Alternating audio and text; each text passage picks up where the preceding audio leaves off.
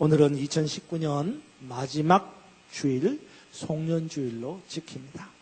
한 해를 돌아보면서 다시 한 해를 맞이하는 이때에 벌써 2019년이 다 지나갔다는 거야? 라고 생각하는 사람이 있는가 하면 2019년 다 지나가네 라고 생각하는 사람들이 있습니다. 마치 목마른 사람이 물 한 컵을 가져다 놓고 마시면서 벌써 물컵에 물이 요거밖에 안 남았어? 라고 생각하는 사람이 있는가 하면 또 다른 사람은 그래도 아직 절반이나 남았네? 라고 생각하는 사람이 있는 것처럼 이 한 해를 보내는 이때에 생각하는 사람들의 모양이 다르다는 겁니다. 여러분은 어떻게 생각하시는지요? 어떤 한 가지 일을 두고 어떤 생각을 하느냐는 사람마다 다를 수 있습니다. 마치 조금 전에 이야기한 것처럼 이 일은 절대로 불가능해. 도저히 할 수 없는 일이야. 라고 생각하는 사람이 있는가 하면 그래 할 수 있어. 해보자. 못할 게 뭐가 있냐. 하면 돼. 라고 생각하는 사람이 있습니다. 여러분은 어떤 사람입니까? 한 나라에 왕이 있었습니다. 왕은 왕의 마음으로 백성들에게 선정을 베풀었습니다. 때로는 기적 같은 일을 행하여 백성의 문제를 해결해 주었고, 때로는 백성들의 요구에 적절하게 응답을 해 주었습니다. 왕은 나름대로 백성들의 필요를 충족시켜 줄 줄 아는 괜찮은 왕이었습니다. 하지만 백성들은 달랐습니다. 백성들은 문제가 생길 때마다 왕을 시험합니다. 우리 왕이 이번에 문제도 해결해 줄 수 있을까? 해결할 수 없을 거야. 보자. 한번 왕이 우리 문제를 해결해 주는지 안 해주는지 보자. 이렇게 생각하면서 왕을 부정하거나 왕을 시험하겠습니다. 정말로 왕이라면 이번 문제도 반드시 해결해 줘야 돼. 만약에 이 문제를 해결해 주지 못하면 그는 더 이상 우리의 왕이 아니야. 이렇게 왕을 부정하거나 시험했습니다. 이런 생각을 하는 백성들을 보는 왕의 마음은 어떨까요? 더군다나 백성들은 왕의 명령에 1도 순종을 안 하는 겁니다. 자고로 왕의 명령은 의명이라고 하고 한 나라의 백성으로서 반드시 지켜야 될 명령이라고 할 수 있는데, 이 나라 백성들은 왕의 명령을 듣고도 그 명령에 따르지 않는 겁니다. 순종하지 않는 겁니다. 의명이라고 해도 그게 진짜 의명인지 내가 어떻게 아느냐? 의명 자체를 부정하고 내가 직접 왕의 명령을 듣지 않는 이상에는 그게 무슨 의명인지 아닌지 어이 알아? 라고 왕의 명령을 거부하고 불순종하는 겁니다. 뿐만 아니라 어떤 백성은요, 이게 왕의 명령인 줄 아는데도 까짓거 어떻게 하랴? 라고 소위 말해서 거부하는 거예요. 이런 백성을 보는 왕의 마음은 또 어떨까요? 거기다가 한 가지 더. 이제는 백성들이 왕을 무시하기까지 하는 겁니다. 왕을 없이 여기고 깔보고 왕을 왕으로 보지 않는 겁니다. 이 무시라는 말은요, 사전에 찾아보면 이런 겁니다. 상대방을 깔보고 얕잡아 보는 것. 이걸 무시라는 겁니다. 백성들이 왕을 무시하는 거예요. 왕을 얕잡아 보고 깔보는 겁니다. 왕이 지나가거나 말거나, 왕이 내 앞을 지나가는데 왕이 지나가거나 말거나, 왕이 지나가면 어떻게 합니까? 그 앞에 다 엎드리잖아요.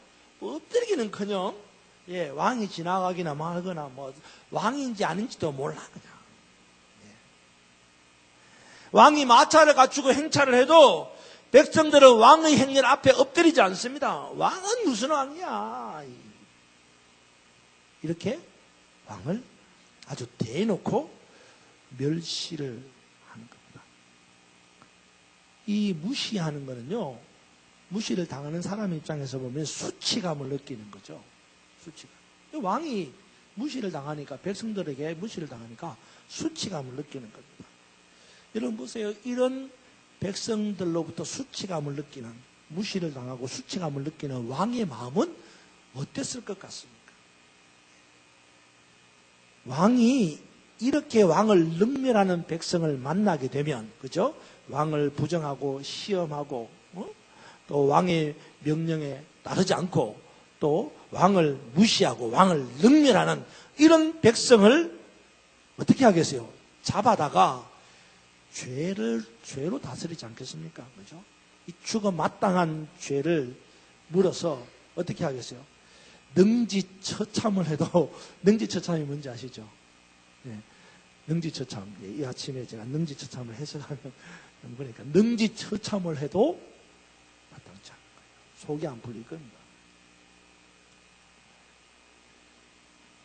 그러니 여러분, 왕을 대하는 백성의 자세는 이러면 안 되는 거예요. 그렇죠? 왕을 대하는 백성의 자세는 이런 백성들과는 어때요? 달라야 한다는 거예요. 왕을 시험하기보다는 왕을 믿어야 합니다. 그렇죠? 우리의 문제를 왕이 해결할 수 있을까? 해결하나 안 하나 보자. 그렇게 왕을 시험하는 것이 아니고, 이번 문제가 어렵기는 하지만 우리 왕이 반드시 해결해 줄 거야 라고 믿는 믿음이 있어야 되고, 왕을 신뢰할 수 있어야 된다 이 말이에요. 뿐만 아니라 나아가 왕의 명령에 순종해야 합니다. 언령인데 당연히 순종해야죠. 내 생각과 다르고 내 경험과 다르다고 해서 왕의 명령에 불순종하는 것이 아니라, 이유 여하를 막론하가 내가 이해가 되지 않는다고 해도 왕의 명령이면 무조건 따르는 거예요. 만약에 왕의 명령을 따르다가 내가 죽어도 내가 죽어도, 거기다가 왕을 무시하지 않고 존귀하게 여기고 왕을 영화롭게 해야 하는 겁니다. 왕을 존귀하게 여기는 방법은 왕을 절대자로 여기는 겁니다. 왕을 존귀하게 여기는 방법은요, 왕을 절대자로 여기는 겁니다. 왕을 다른 어떤 것과 비교하지 않는 겁니다. 여러분, 왕은 비교의 대상이 될 수 없습니다. 왕을 다른 어떤 것과 비교하는 순간 왕은 더 이상 왕이 될 수가 없습니다. 그래서 왕의 존경심도 없어지고 왕에 대한 존귀함도 없어지는 거예요. 여러분, 부부싸움을 하는 제1원인이 뭐예요? 아내가 남편을 다른 집 남편과 비교하는 거예요. 거꾸로도 마찬가지요. 남편이 아내를 다른 집 아내와 비교하는 거예요. 비교는 부부싸움의 문제만이 아니에요. 모든 관계에 있어서 비교는 문제의 시작이 되는 겁니다. 하물며 사람과의 관계에 있어서도 그런데 왕과의 관계에 있어서 비교를 한다? 당연히 문제가 되는 거죠. 비교는 상대를 무시하는 도구예요. 비교는 상대를 무시하는 도구입니다. 그러니 왕을 다른 어떤 것과 비교하지 말고 절대자로 여기고, 왕만을 인정하고 높이는 것, 왕을 존경하는 것, 왕을 존귀히 여기는 것, 왕을 영화롭게 하는 것이 필요하다는 거예요. 그래야 능지처참을 안 당하는 거예요. 왕을 대하는 백성들에게는 이렇게 다른 마음이 있어야 되는 거예요. 그렇지 않으면 왕은 절대로 간과하지 않습니다. 그리고 그 백성을 불러다가 죄를 묻게 될 것이고 반드시 죄에 해당하는 징벌을 할 것이다. 자, 오늘 우리가 읽은 본문의 내용이 바로 그 내용입니다. 하나님은 이스라엘 백성들의 왕입니다. 하나님은 이스라엘 나라를 세우시고 그 나라에 거할 백성을 만드신 분입니다. 하나님은 에덴 동산을 만드시고 에덴 동산에 거할 아담과 하와를 만드신 거예요. 하나님이 이스라엘 백성들을 야곱을 통해서 아브라함을 통해서 만드신 거예요. 그러기에 이스라엘 백성들은 하나님을 왕으로 섬기며 백성으로서의 도리를 다 해야 하는 것입니다. 하지만 오늘 본문을 보면 이스라엘 백성들은 왕이신 하나님께 백성된 도리를 다하지 않는 겁니다. 여러분 22절을 보시기 바랍니다. 22절 같이 한번 읽읍시다. 시작. 내 영광. 22절 시작.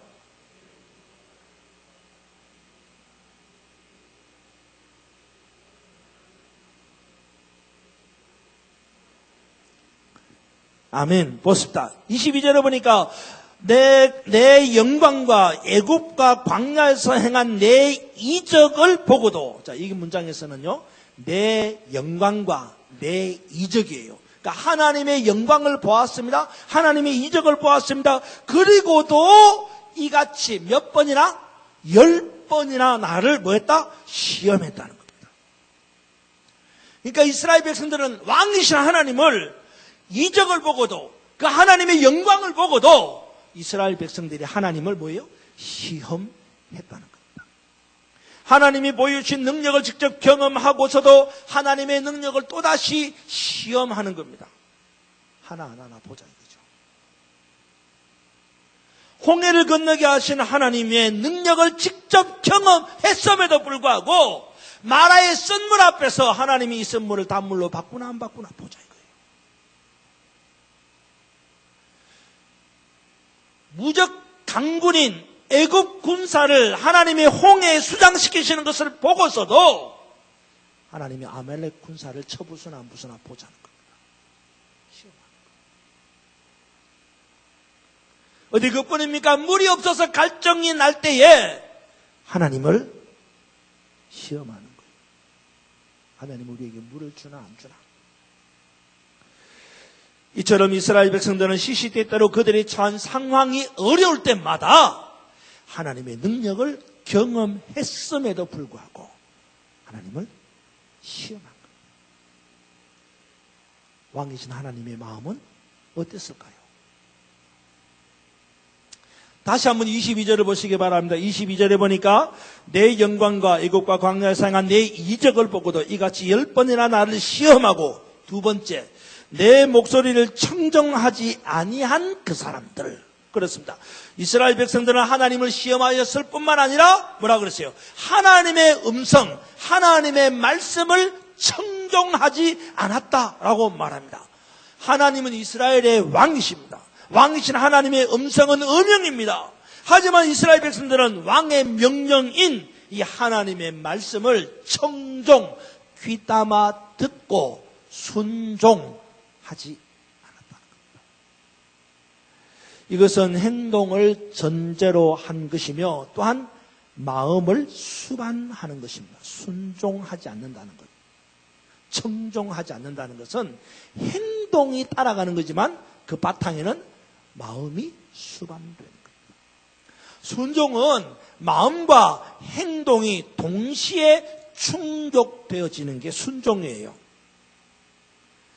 자, 여러분, 하나님이 보실 때에 순종을 원하실까요? 복종을 원하실까요? 그러면 이제 고민이 되겠죠. 순종과 복종의 차이가 뭐냐, 이 고민이잖아요. 그죠? 그 순종은 뭐고 복종은 뭡니까? 복종은 어디에서 하는 거예요? 군대 가면 순종이 아니라 복종이에요. 그죠? 그러니까 상사가 밑에 있는 자기 부하에게 명령을 내리면 부하는 순종을 하면 좋겠지만 순종이 안 되도 뭘 해야 돼요? 복종을 하는 거예요. 순종이 안 되고도 복종을 하는 거예요. 그 말은 무슨 말이에요? 행동만이라도 하는 거예요. 마음은 안 따라가지만 행동만이라도 하는 거예요. 그게 복종이에요. 근데 순종은 뭐예요? 행동도 따라가고 마음도 바탕이 되는 거예요. 하나님 우리에게 복종을 원하십니까? 순종을 원하십니까? 순종을 원하십니까? 행동도 마음도 따라가기를 원하시는 거예요. 그러니까 순종은 행동이 따라가고 마음이 수반되는 걸 순종이라고 하는 겁니다. 이스라엘 백성들은 왕이신 하나님의 말씀에 마음과 행동이 충족되는 순종을 해야 되는데 그렇지 않는 거예요.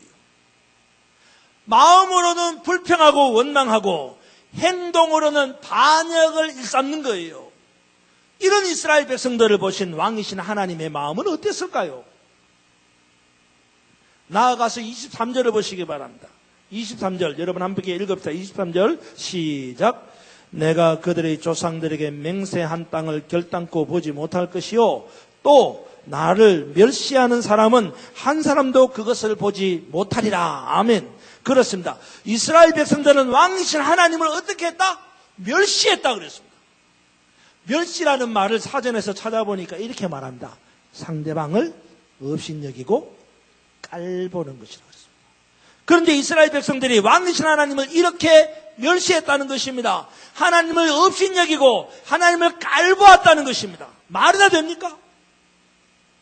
하나님을 어떻게 업신여기고 어떻게 깔보았습니까? 이스라엘 백성들은 하나님을 누구와?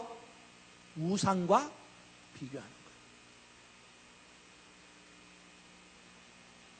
하나님의 성전에 우상을 세워놓는 겁니다. 하나님의 성전에 금송아지 우상을 갖다 놓고 하나님과 우상을 비교하는 겁니다.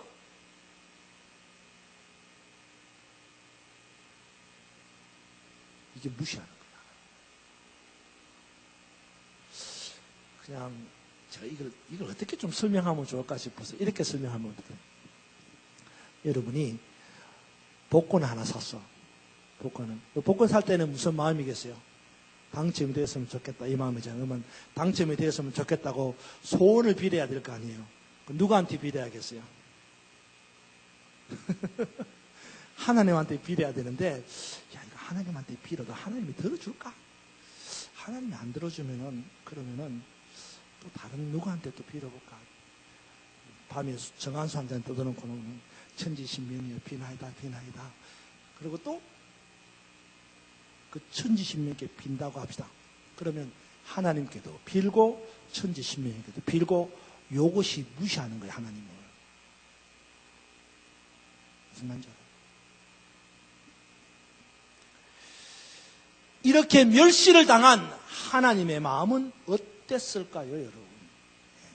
결국 하나님은 모세에게 이렇게 하나님을 시험하고 또 하나님의 말씀을 청종하지 않고 순종하지 않고 하나님을 멸시하는 이스라엘 백성들에게 죄를 묻겠다고 말씀하시고 벌을 내리겠다고 말씀하는 거예요. 32절로 35절을 보십시다.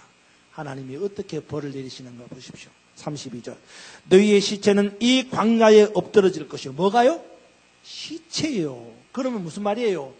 죽는다는 말이에요. 너희 시체는 이 광야에 엎드러질 것이요. 33절.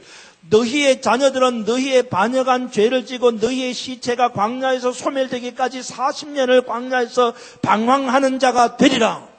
그렇습니다. 하나님을 시험하고 하나님에게 불순종하고 하나님을 멸시하는 이스라엘 백성들은 하나님께서 반드시 광야에서 죽여버리겠습니다. 거기다가 뭐라 그랬어요? 33절에 뭐라 그랬어요? 너희 자녀들은 광야에서 40년 동안을 방황하게 만든다는 거예요. 뭐 때문에? 너희 아버지, 너희 어머니가 하나님을 무시하고 하나님의 명령에 순종하지 않고 하나님을 시험한 죄 때문이에요. 이게 무슨 말입니까, 여러분? 예? 아니, 아버지나 엄마가 하나님을 시험하고 하나님을 무시하고 하나님께 불순종한 죄로 인하여 광야에 죽는 것은 자기 죄 때문이지만은 그 자녀들은 무슨 죄가 있어서 그 아버지 어머니의 죄 때문에 40년을 광야 생활을 해야 된단 말입니까? 여러분 정신 차려야 됩니다. 오늘 우리가 하나님께 짓는 이 죄로 말미암아 너희 자녀가 3, 4대에까지 미친다 그랬어요. 무서울 거예요.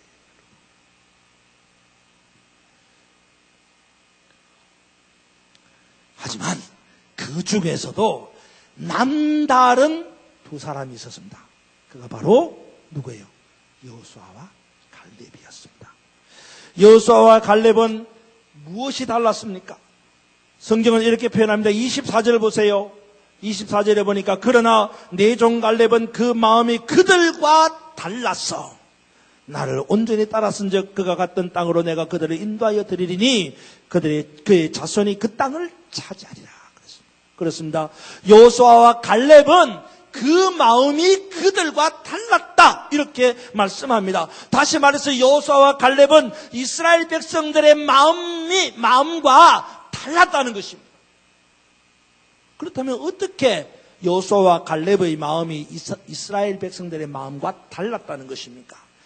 NIV, New International Version이라고 하는 영어 성경에 보면 그 마음이 그들과 달랐다라는 것을 이렇게 표현합니다. has a different, 그 다음 중요해요. spiritual. 마음은 여러분 영어로 뭐라 그러죠?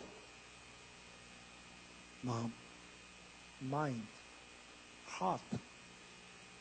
그런데 여기에서 mind라고 heart라고 말하지 않고 뭐라 그러죠? spiritual. 이게 뭐예요? 우리말로 번역하면 영이라는 거예요. 그러니까 여호수아와 갈렙이 이스라엘 백성과 다른 마음을 가졌다 그랬는데 그 다른 마음이 뭐냐? 다른 영, different spiritual. 다른 영을 가졌다는 거예요. 여러분 중요한 거예요. 교회를 분란시키는 영이 뭐예요? different spirit. 다른 영이에요. 여러분의 가정을 무너뜨리는 영이 뭐예요? different spirit. 다른 영.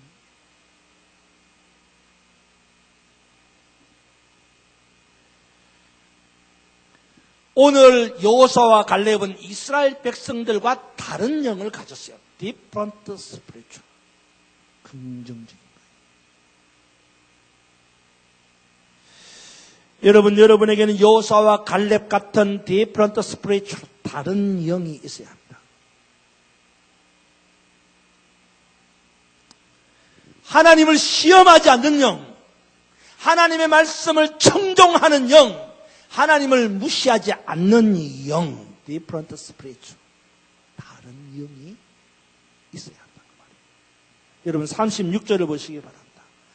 모세의 보냄을 받고 땅을 정탐하고 돌아와서 그 땅을 악평하여 온 회중이 모세를 원망하게 한 사람. 그렇습니다. 하나님을 시험하고 하나님의 말씀에 불순종하며 하나님을 멸시하는 마음과 행동을 36절에 이렇게 표현합니다. 악평하고 원망하게 하는 것이라고 말합니다.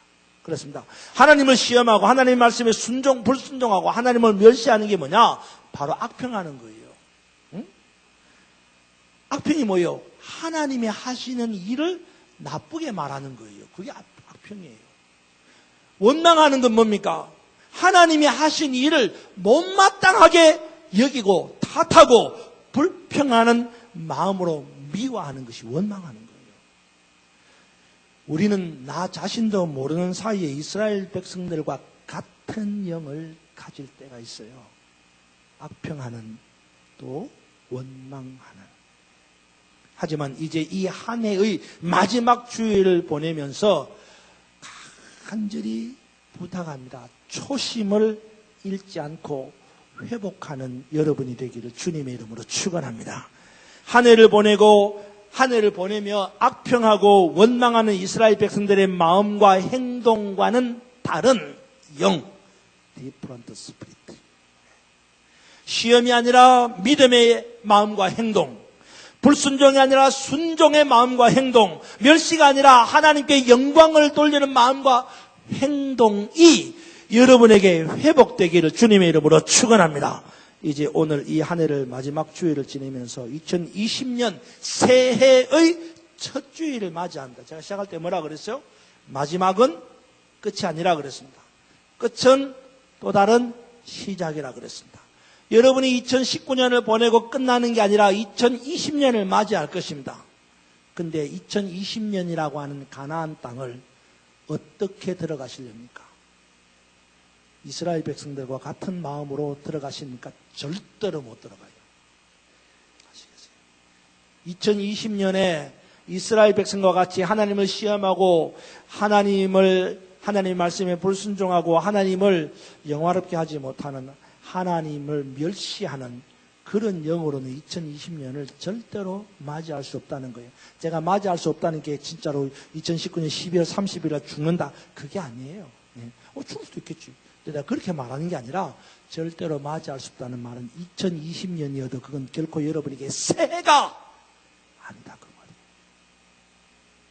그러니까 여러분 다시 우리의 마음을 초심으로 회복해서 하나님을 시험하는 것이 아니라 믿는, 하나님께 불순종하는 것이 아니라 순종하는, 또 하나님을 멸시하는 것이 아니라 하나님을 영화롭게 하는 different spirit, 새로운 마음, 구별된 영을 가져서 이제 2019년이 끝나지만 정말로 새로운 땅인 2020년의 가나안 땅에 들어가는 우리 모두가 되기를 주님의 이름으로 축원합니다.